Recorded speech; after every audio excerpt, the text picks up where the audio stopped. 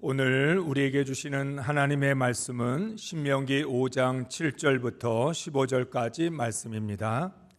나 외에는 다른 신들을 내게 두지 말지니라. 너는 자기를 위하여 새긴 우상을 만들지 말고 위로 하늘에 있는 것이나 아래로 땅에 있는 것이나 땅 및 물속에 있는 것에 어떤 형상도 만들지 말며 그것들에게 절하지 말며 그것들을 섬기지 말라. 나 내 하나님 여호와는 질투하는 하나님인즉 나를 미워하는 자의 죄를 갚되 아버지로부터 아들에게로 3, 4대까지 이르게 하거니와 나를 사랑하고 내 계명을 지키는 자에게는 1000대까지 은혜를 베푸느니라. 너는 내 하나님 여호와의 이름을 망령되이 일컫지 말라. 나 여호와는 내 이름을 망령되이 일컫는 자를 죄 없는 줄로 인정하지 아니하리라. 내 하나님 여호와가 내게 명령한 대로 안식일을 지켜 거룩하게 하라. 엿새 동안은 힘써 내 모든 일을 행할 것이나 일곱째 날은 내 하나님 여호와의 안식일인즉 너나 내 아들이나 내 딸이나 내 남종이나 내 여종이나 내 소나 내 낙이나 내 모든 가축이나 내 문 안에 유하는 객이라도 아무 일도 하지 못하게 하고 내 남종이나 내 여종에게 너같이 안식하게 할지니라. 너는 기억하라. 내가 애굽 땅에서 종이 되었더니 내 하나님 여호와가 강한 손과 편팔로 거기서 너를 인도하여 내었나니 그러므로 내 하나님 여호와가 내게 명령하여 안식일을 지키라 하느니라. 아멘. 할렐루야. 하나님의 풍성한 사랑과 은혜 안에서 행복한 추석을 보내셨습니까? 추석 가운데에서도 끊임없이 마음과 뜻을 다하여 하나님을 찾으셨습니까? 이스라엘은 아무 조건 없이 오직 하나님의 은혜로 가나안에 들어갑니다. 조건이 있다면 하나님의 규례와 법도를 지키는 것입니다. 그런데 하나님의 법도와 규례를 지키는 것조차도 하나님을 위한 것이기보다 이스라엘을 위한 것입니다. 이스라엘이 가나안 땅에 들어가서 영원히 살기를 원한다면, 하나님의 은혜와 복을 누리고 싶다면 하나님의 법을 지키면 되는 것입니다. 그러니까 하나님께서는 이스라엘 백성들에게 값없이 거저 은혜로 가나안 땅, 약속의 땅을 주셨을 뿐만 아니라 그 땅에서도 하나님의 말씀만 지키면 영원히 살 수 있도록 허락해 주셨습니다. 만일 하나님의 법을 지키지 않으면 멸망하게 될 것입니다. 그러나 멸망을 한다 할지라도 마음과 뜻을 다하여 하나님을 찾으면 됩니다.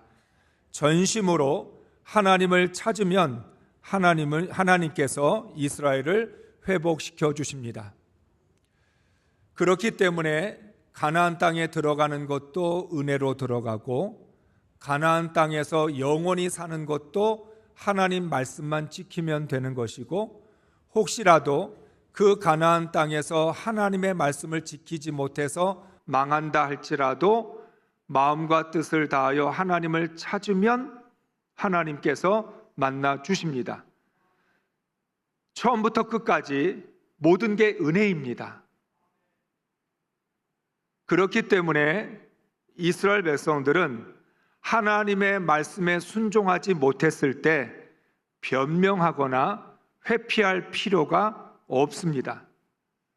정직하게 잘못을 인정하고 진실하게 하나님을 찾으면 됩니다. 사랑하는 성도 여러분, 정말 이스라엘 백성들이 해야 될 일은 하나님이 주시는 은혜를 받기만 하면 되는 것이고, 하나님의 말씀을 지키기만 하면 되고, 하나님의 말씀을 지키지 못했을 때라도 정직하게 하나님 말씀에 순종하지 못했다는 걸 인정하고 하나님을 찾으면 회복이 됩니다. 얼마나 쉽습니까? 그런데 이걸 우리는 잘 하지 못합니다. 하나님 말씀대로만 하면 되는데도 우리가 이것을 제대로 따르지 못하고 있다는 거죠. 아담과 하와가 하나님의 말씀에 불순종했을 때 피하여 숨는 것이 아니라 마음과 뜻을 다하여 하나님을 찾아야 했습니다. 이스라엘 백성을 향한 하나님의 뜻과 아담과 하와를 향한 하나님의 뜻은 다르지 않죠. 그러니까 아담과 하와가 하나님의 말씀에 불순종했을 때 어떤 선택을 해야 됩니까? 하나님을 피하여 숨는 게 아니라 하나님 말씀에 불순종했습니다. 선악을 알게 하는 나무의 열매를 먹지 말라 했는데 먹었습니다라고 인정하고 하나님을 찾아야 하는 것입니다. 가인이 아벨을 죽였을 때 변명과 자기 합리화를 하기보다는 자신의 죄를 인정해야 했습니다. 하나님은 완전하지 않은 인간이 하나님을 끝까지 섬길 수 있도록 하나님을 찾으면 만나 주십니다. 하나님께서 우리가 완전할 거라고 그렇게 생각하지 않으십니다. 은혜로 약속의 땅을 주셨음에도 불구하고 하나님의 말씀만 지키면 영원히 살 수 있음에도 불구하고 그 말씀을 지키지 못할 수 있다는 걸 아셨기 때문에 말씀을 지키지 못했을지라도 하나님을 떠나지 말고 하나님을 찾으라고 아무 조건 없이 마음과 뜻을 다하여 하나님을 찾기만 하면 된다 말씀을 해 주신 것입니다. 죄로부터 도망치거나 피하여 숨지 말고 하나님 앞에 나아가 자복하고 회개하면 언제든지 새로운 기회를 주십니다. 예수님께서 복음서에서 바리새인들이나 서기관들, 이스라엘의 종교 지도자들을 향해서 책망하셨던 이유는 왜 너희는 정직하게 마음과 뜻을 다하여 하나님을 찾지 않고 자꾸만 외식된 행동을 하느냐, 왜 변명을 하고 피하고 자기 합리화를 하느냐. 하나님 앞에서 변명할 필요 없다. 자기를 합리화하려고 할 필요 없고 꾸며낼 필요도 없다. 하나님의 말씀대로 살지 못했으면 말씀대로 살지 못했습니다. 인정하고 마음과 뜻을 다하여 하나님을 찾으면 하나님은 얼마든지 우리에게 은혜를 베풀어 주시고 다시 시작할 수 있도록 기회를 주시고 그 모든 것들에 은혜를 더하여 주신다는 겁니다. 그런데도 우리가 이것을 믿지 못하니까 정말 내가 이렇게 죄를 지었는데도 하나님은 아무 조건 없이 나를 용서해 주실까? 나를 만나 주실까? 이게 의심스러우니까 자꾸만 우리는 피하여 숨거나 거짓을 말하거나 속이거나 자기의 죄를 덮으려고 하고 있다는 거죠. 하나님께서 하나님 경외하기를 배우라 라고 말씀하셨을 뿐만 아니라 마음과 뜻을 다하여 하나님을 찾으라 말씀하셨던 이유는 우리가 하나님의 자녀이지만 완벽하지 않다는 뜻입니다. 너는 완전하지 않아. 불완전한 존재야. 그래서 계속해서 하나님 경외함을 배워가야 되는 것이고 마음과 뜻을 다하여 하나님을 찾아야 된다라고 말씀을 하셨습니다. 배우다라고 하는 동사와 찾는다라고 하는 동사는 일시적이거나 일정한 기간 동안만 배우고 찾으라는 것이 아니라 계속적으로 평생 계속해서 배우고 계속해서 찾아야 된다라고 하는 의미의 뜻을 갖고 있습니다. 고등학교 학교 다닐 때만 배우는 게 아니라 학업 중에만 배우는 게 아니라 그냥 하나님 경외하는 건 평생 배워라. 그리고 하나님을 찾는 건 너는 이 땅에 사는 날 동안 항상 평생 하나님을 찾아야 될 것이다 라고 말씀하는 거죠. 그러니까 항상 기뻐하라, 쉬지 말고 기도하라, 범사에 감사하다 하라라고 하는 말씀도 어느 특정한 시간, 특정한 순간에만 감사하거나 기뻐하는 게 아니라 평생 계속해서 기뻐해야 되고 감사해야 되고 기도해야 된다. 지속적으로 해야 될 것을 말씀해 주신 거죠. 그러니까 오늘 하나님께서 하나님 경외함을 배워라. 어느 한순간만 배우려고 하지 말고 은혜 받았을 때 성령 체험할 때만 배우려고 하지 말고 평생 지속적으로 항상 배우고 하나님을 찾는 것도 평생 항상 하나님을 찾으라고 말씀을 하신 것입니다. 그러면 하나님도 평생 우리에게 은혜와 긍휼을 베풀어 주십니다. 모세는 4장 44절부터 약속의 땅에 들어갈 이스라엘 백성들에게 율법을 선포합니다. 이 율법은 호렙산에서 하나님으로부터 받은 말씀입니다. 모세는 이미 하나님께서 주셨던 율법을 다시 새롭게 들려줍니다. 모세의 두 번째 설교가 4장 44절부터 시작됩니다. 5장 1절부터 3절까지 말씀을 함께 읽겠습니다. 모세가 온 이스라엘을 불러 모으고 그들에게 말하였다. 이스라엘 자손 여러분, 내가 오늘 당신들에게 말하는 규례와 법도를 귀담아 듣고 그것을 익히고 지키십시오. 주 우리의 하나님은 호렙산에서 우리와 언약을 세우셨습니다. 주님께서 이 언약을 우리 조상과 세우신 것이 아니라 오늘 여기 살아있는 우리 모두와 세우신 것입니다. 아멘. 약속의 땅에 들어가서 평생 지켜야 할 하나님의 말씀에 대해서 모세가 다시 한번 가르쳐 주기 위하여 온 이스라엘 백성을 불러 모았다라고 말하고 있습니다. 이스라엘 백성들 중에 한 사람도 빠짐없이 모두 불러놓고 하나님의 말씀을 시작합니다. 하나님의 말씀을 들으라고 말합니다. 그런데 어떻게 하나님의 말씀을 들으라고 말씀합니까? 귀담아 들으라고 말합니다. 오늘 내가 너에게 선포하는 이 하나님의 말씀은 귀담아 들어야 될 말씀이다. 귀담아 듣다라고 하는 말의 뜻은 주의를 기울이다, 집중하다라고 하는 뜻입니다. 오늘 말씀은 적당하게 듣는 게 아니라 집중해서 들어야 되고 한 말씀도 빠뜨리지 않고 주의를 기울여서 들어야 한다는 것입니다. 또한 귀담아 듣는다라고 하는 말은 귀로만 듣는다는 것이 아니라 마음으로 듣고 머리로 듣고 그래서 우리 안에 저장을 해 두어야 된다는 뜻입니다. 하나님의 말씀을 귀담아 들어서 우리 마음에 담아두고 우리의 머릿속에 담아두고 나서 그 다음에는 어떻게 해야 되죠? 그 말씀을 익히고 지켜야 됩니다. 개역 성경에는 배우다라고 되어 있지만 세번역은 익히다. 익히다라고 하는 말은 반복적으로 그 말씀을 실천하고 순종해서 내 몸에 배도록 해야 된다라고 하는 뜻입니다. 하나님의 말씀을 들을 때는 귀담아 들어야 되고 귀담아 들은 말씀은 반복해서 익혀가고 계속해서 그 말씀이 익숙해지고 내 삶에 배어들어서 자연스럽게 나에게서 흘러나올 수 있도록 그렇게 지켜야 한다는 것입니다. 그렇게 해야만 이 말씀을 지킬 수 있는 거지 말씀을 한 번만 들었다고 지켜지는 게 아니죠. 은혜 받았다고 지켜지는 것도 아닙니다. 하나님의 말씀을 들으면 그 들은 말씀을 잘 저장해 두고 저장해 둔 말씀은 생활 속에서 반복해서 익히고 실천하는 그 과정을 거쳐야만 하나님의 말씀을 지킬 수 있다는 것입니다. 사랑하는 성도 여러분, 내가 하나님의 말씀을 익히고 지켜야 자녀들에게 하나님 경외함을 가르칠 수 있습니다.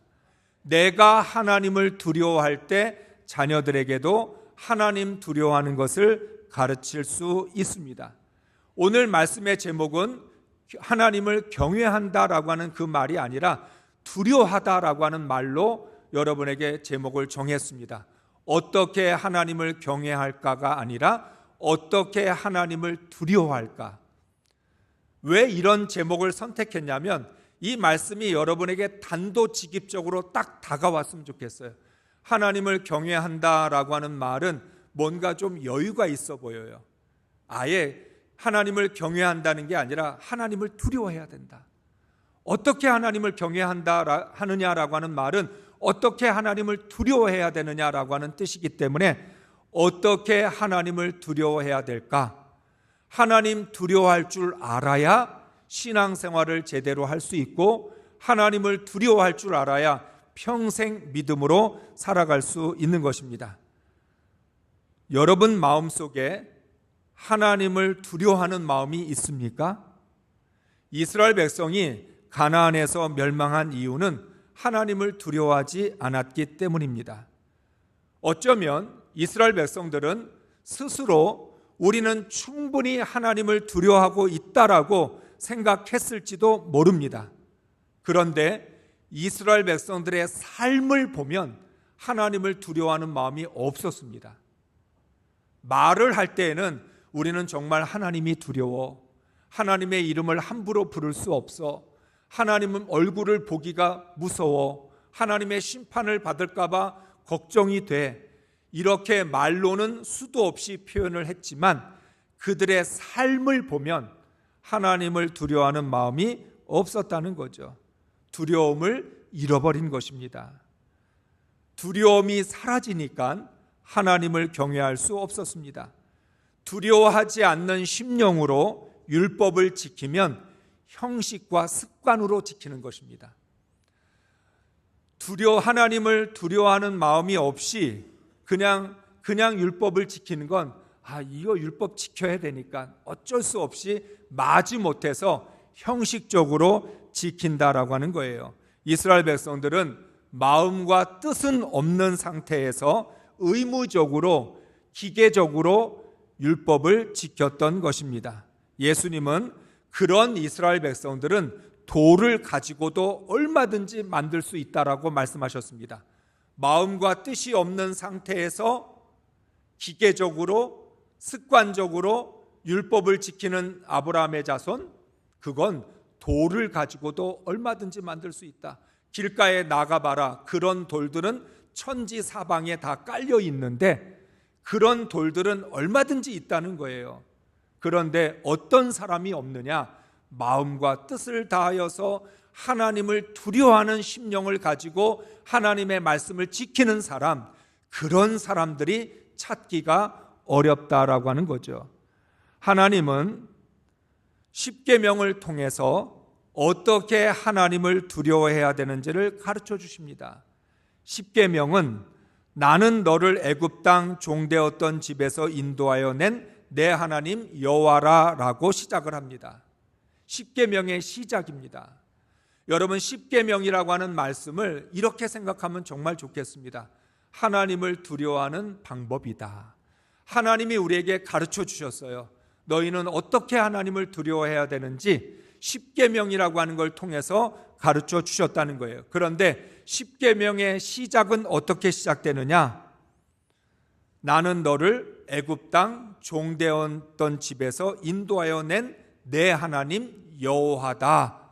하나님이 어떤 분이신지로 시작을 하는데, 이스라엘은 십계명을 지켜서 애굽에서 나온 게 아니라 하나님께서 이스라엘을 애굽에서 인도해 내셨기 때문에 십계명을 지켜야 되는 것입니다. 이스라엘 백성들이 애굽에서 종살이를 하던 때에 십계명을 잘 지켜서 그래서 출애굽한 것이 아닙니다. 하나님의 은혜로 출애굽을 한 다음에 하나님께서 이스라엘 백성들에게 십계명을 주면서 앞으로 너희는 하나님을 두려워하면서 살아라 하고 십계명을 주셨다는 거예요. 마찬가지로 우리는 복음으로 살아서 구원을 받은 게 아니라 구원을 받았기 때문에 복음으로 살아야 합니다. 따라서 십계명을 지키지 못했다고 애굽에서 인도해낸 하나님의 사랑이 취소되는 게 아닙니다. 너희들 십계명 못 지켰어? 그럼 너희들 다시 애굽으로 들어가. 다시 애굽에서 종살이해.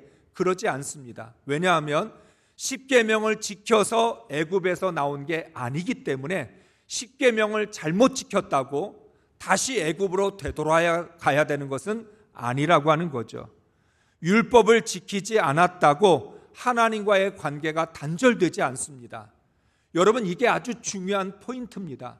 이스라엘 백성들이 늘 겁을 먹고 두려워했던 건 우리가 십계명 안 지키면 하나님이 우리를 다시 애굽의 종살이를 하게 만드는 거 아닌가? 하나님과의 관계가 끊어지는 거 아닌가? 그렇게 생각을 했었는데 하나님은 아니라는 거예요. 십계명을 지키지 못했다, 너희들 하나님의 말씀대로 순종하지 못했다, 그러면 마음과 뜻을 다하여 하나님을 찾아라. 마음과 뜻을 다하여 하나님을 찾으면 애굽에서 너희를 인도해 내신 하나님께서 너에게 사랑과 긍휼을 베풀어 주시고 다시 그 계명을 지킬 수 있도록 인도해 주실 거라고 말씀해 주고 있습니다. 그러므로 하나님을 두려워할 줄 아는 사람은 첫째, 하나님 앞에서 우상을 만들지 말고 다른 신을 섬기지 말아야 합니다. 오늘 정확한 순서는 뭐가 먼저냐면 하나님 앞에 다른 신을 두지 마라, 그리고 어떤 형상도 만들지 말고 그것에 절하거나 섬기지 말라라고 말씀하고 있습니다. 여러분, 하나님을 두려워하는 사람은 하나님과 자신 사이에 어떤 것도 두지 않습니다. 쉽게 말하면 내가 하나님을 믿고 하나님이 나를 사랑합니다. 그러면 하나님과 나 사이에는 하나님밖에 없어야 돼요. 만약에 그 어떤 다른 것을 하나님 앞에 두게 되면 하나님을 가리게 되는 겁니다. 쉽게 말하면 하나님과 우리 사이에 아무것도 없고 그냥 하나님만 있어요. 하나님의 은혜만 있을 뿐이에요. 계명을 지켜야 된다, 하나님의 법을 지켜야 된다라고 하는 말은 그 다음 문제예요. 그래서 하나님은 하나님 앞에 어떤 것도 두지 마라, 그 무엇도 하나님과의 관계를 가로막게 내버려 두지 말라고 말합니다.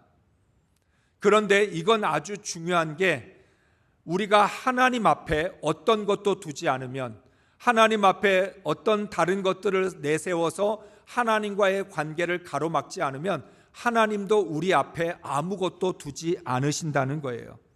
하나님은 우리와의 관계 속에서 어떤 조건이나 제한을 두지 않으셨습니다.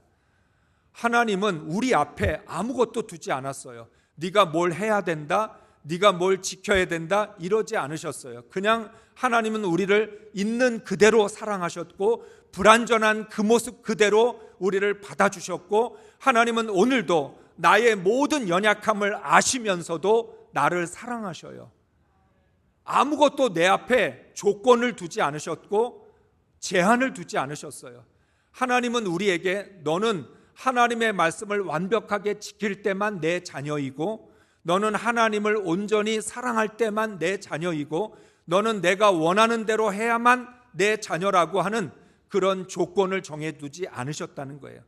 너는 불완전해도 내 자녀고, 실수하고 넘어져도 내 자녀고, 너는 나한테 거역을 하고 반항을 해도 내 자녀다. 나는 너 앞에 아무런 조건도 두지 않았다. 그것처럼 우리도 하나님을 섬길 때, 하나님 내게 복을 주시지 않아도 하나님은 내 하나님이에요. 하나님께서 나를 때로는 채찍질하시고 심판하셔도 하나님은 나의 하나님이에요. 나도 하나님께 아무런 조건을 두지 않고 제한을 두지 않는 겁니다. 하나님과 우리와의 관계는 조건 없는 관계입니다.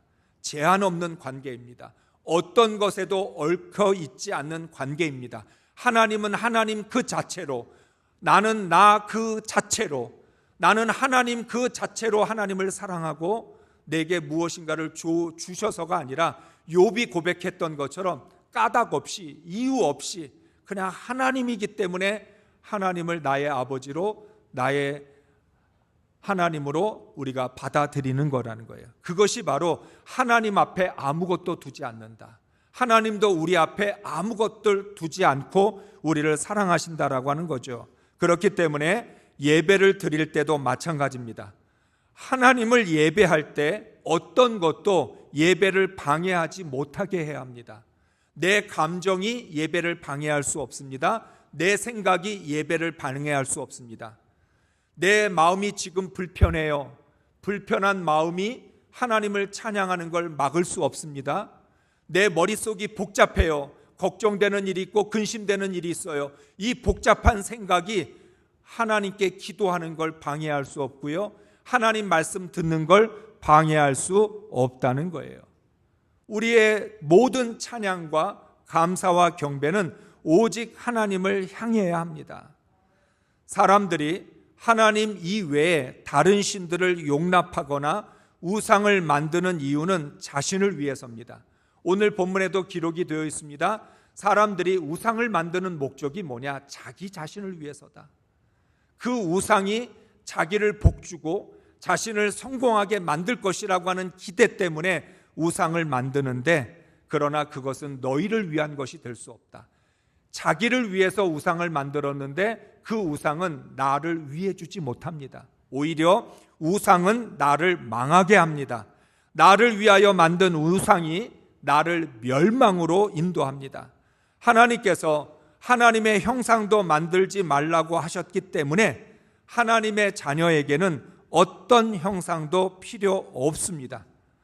우상을 만들지 않으면 우상에게 절하거나 섬길 이유도 없습니다. 이걸 쉽게 말하면 하나님의 자녀는 하나님께만 무릎을 꿇어야 합니다. 여러분, 우리는 세상에 무릎 꿇을 수 없고 우상에게 무릎 꿇을 수 없습니다. 돈에게 무릎 꿇을 수 없고 건강에 무릎을 꿇을 수 없습니다. 우리는 오직 하나님께만 무릎을 꿇는 사람입니다. 사탄이 예수님에게 나에게 절을 하면 천하 만국을 주겠다라고 유혹을 했습니다. 그런데 예수님은 단호하게 물리쳤습니다. 하나님만 경배하고 섬겨라. 하나님이 만드신 피조물인 이 천하 만국은 경배의 대상이 될 수 없다. 하나님이 지으신 피조물에게 내가 어떻게 절을 할 수 있고 경배할 수 있겠느냐? 우리는 오직 하나님에게만 무릎을 꿇고 하나님께만 경배하도록 창조된 피조물이라고 말하고 있는 거죠. 하나님을 두려워하는 사람은 하나님께만 절을 하고 하나님만 섬깁니다. 그것이 하나님을 두려워하는 방법입니다. 우리가 정말 하나님을 두려워한다면 하나님 앞에 아무것도 두지 말아야 되고, 어떤 우상을 만들거나 우상에게 절을 하거나 세상에 절을 하는 일이 없어야 하는 것이죠. 둘째, 하나님의 이름을 망령되이 일컫지 말아야 합니다. 망령되이라는 말은 어리석다, 미련하다, 맹세하다, 성급히 말하다, 경건하지 못한 더럽혀진이라고 하는 뜻을 갖고 있습니다. 그러니까 이 말을 풀어보면 하나님의 이름을 망령되이 일컫지 마라, 하나님의 이름을 어리석게 사용하지 말고, 하나님의 이름으로 함부로 맹세하지 말고, 하나님의 이름을 성급하게 말하지 말고, 하나님의 이름을 더럽히지 말고, 하나님의 이름을 경건하지 못하게 사용하지 말라라고 말씀하고 있습니다. 이 구체적인 사례로 성경 세 절을 우리가 함께 읽어보겠습니다. 사무엘상 13장 13절입니다. 사무엘이 사울에게 이르되 왕이 망령되이 행하였도다. 왕이 왕의 하나님 여호와께서 왕에게 내리신 명령을 지키지 아니하였도다. 사울이 하나님의 말씀에 순종하지 않은 그 행위 자체가 망령되이 행동한 것이다. 그 행동이 망령된 행동이다. 어리석고 경건하지 못하고 더럽혀진 행동이라고 말합니다. 이사야 9장 17절입니다. 이 백성이 모두 경건하지 아니하며 악을 행하며 모든 입으로 망령되이 말하니, 입술로 망령되게, 입술로 그냥 함부로 말하거나 여러 가지 더럽은 말들을 하고 어리석은 말들을 하고 있다는 거예요. 에레미야 23장 36절의 말씀입니다. 다시는 여호와의 엄중한 말씀이라 말하지 말라. 각 사람의 말이 자기에게 중벌이 되리니 이는 너희가 살아계신 하나님 만군의 여호와 우리 하나님의 말씀을 망령되이 사용함이니라. 아멘. 가장 대표적으로 하나님의 말씀을 아무데나 갖다 붙이는 거예요. 우리는 하나님의 말씀을 알고 있다, 지식적으로 알고 있다는 생각으로 내 입장을 변호하기 위하여, 내 주장을 변호하기 위하여 하나님의 말씀을 끌어다 씁니다. 우리가 그런 이야기도 있죠. 부부싸움을 할 때도 하나님 말씀 가지고 부부싸움을 한다. 하나님의 말씀은 부부싸움의 용어가 아니에요. 하나님의 말씀은 공격의 수단이 되지 않고 방어의 수단이 될 수 없다는 거예요. 에레미야에서 말씀하는 게 너희가 하나님의 말씀을 가져다가 너희의 주장을 옹호하고 변호하기 위해서 사용하지 말라라고 말합니다. 다시 말하면 하나님의 이름을 성급하게 말하거나 맹세하는 것, 하나님의 이름을 더럽히거나 어리석게 사용하는 것, 함부로 하나님의 말씀을 갖다 붙이는 것, 이런 것들을 말하는 거죠. 하나님의 이름으로 농담할 수 없습니다. 하나님의 이름으로 나의 주장을 변호할 수 없습니다. 하나님의 이름으로 경솔하게 맹세할 수 없습니다. 하나님의 이름으로 사리사욕을 취할 수 없습니다. 하나님의 이름으로 믿음을 자랑할 수 없습니다. 이것이 다 하나님의 이름을 망령되이 일컫는 구체적인 예입니다. 하나님의 이름으로 나를 자랑하고 하나님의 이름을 가져다가 내 믿음이 얼마나 좋은지를 말하는 것, 이것조차도 망령되이 일컫는 것이라는 거예요. 우리는 의외로 하나님의 이름을 망령되이 일컫는 일들이 많습니다. 그만큼 하나님을 두려워하지 않고 하나님을 두려워하는 것에 무감각해졌기 때문입니다. 또한 하나님의 이름을 망령되이 일컫지 않는 사람은 다른 사람을 비방하거나 욕하지 않습니다.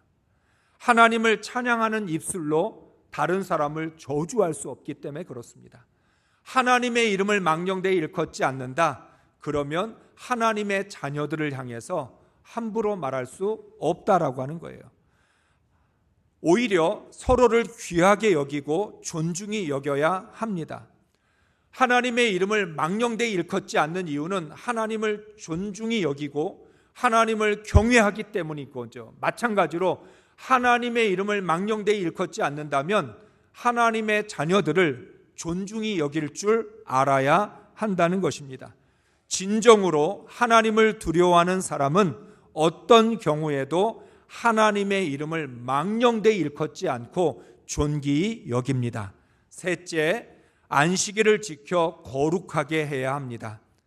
여러분, 안식일을 지키는 이유도 하나님을 두려워하기 때문입니다. 하나님을 두려워하기 때문에 하나님께서 명령하신 안식일을 지키는 겁니다. 오늘 말씀에 보면 하나님의 명령이라고 말하고 있습니다. 안식일을 지켜 거룩하게 하는 건 하나님의 명령입니다. 그렇기 때문에 내가 하나님을 두려워하고 있다는 가장 구체적인 증거가 무엇입니까? 안식일을 지키는 것, 하나님을 예배하는 것입니다. 어떻게 보면 안식일을 지키는 것은 하나님을 경외하는 최후의 보루와도 같습니다. 하나님을 예배하지 않고 세상에서 어떻게 하나님을 두려워할 수 있겠습니까? 하나님을 경외하기 위해서는 어떤 상황에서도 하나님을 예배해야 합니다. 그러니까 여러분, 우리가 하나님을 예배한다는 건 나는 하나님을 두려워해, 나는 하나님을 경외하고 있어 하는 마지막 우리의 보루와 같은 것이라는 거예요. 모세는 너는 기억하라고 힘주어 명령을 내립니다. 15절의 말씀 읽겠습니다. 너는 기억하라. 내가 애굽 땅에서 종이 되었더니 내 하나님 여호와가 강한 손과 편팔로 거기서 너를 인도하여 내었나니 그러므로 내 하나님 여호와가 내게 명령하여 안식일을 지키라 하느니라. 아멘. 오늘 15절에는 기억하라라고 하는 말, 명령하여라고 하는 말, 지키라고 하는 말, 이러한 말들을 통해서 안식일을 지키는 것이야말로 하나님을 두려워하는 것이라고 말씀하고 있습니다. 출애굽기에서는 안식일을 지켜야 하는 이유가 창조에 있습니다. 신명기에서는 출애굽의 이유가 있습니다. 반면에 주일을 지켜야 하는 이유는 예수 그리스도의 부활에 있습니다. 다시 말하면 안식일이 나의 존재의 이유를 기억하는 것입니다. 안식일을 지킨다라고 하는 말, 하나님의 창조를 지키고 하나님의 구원을 지킨다라고 하는 뜻이기도 합니다. 이스라엘 백성들은 안식일을 지킴으로 창조와 출애굽을 기억합니다. 그리스도인은 주일을 지킴으로 예수 그리스도의 십자가와 부활을 기억합니다. 오늘 우리가 예배를 드린다고 하는 건 주님의 십자가와 부활을 기억하는 일입니다. 오늘도 예배를 드리면서 주님이 십자가로 나를 구원하셨고 나는 지금 부활의 삶을 살아가고 있고 부활의 소망 가지고 있다라고 하는 걸 기억하는 거죠.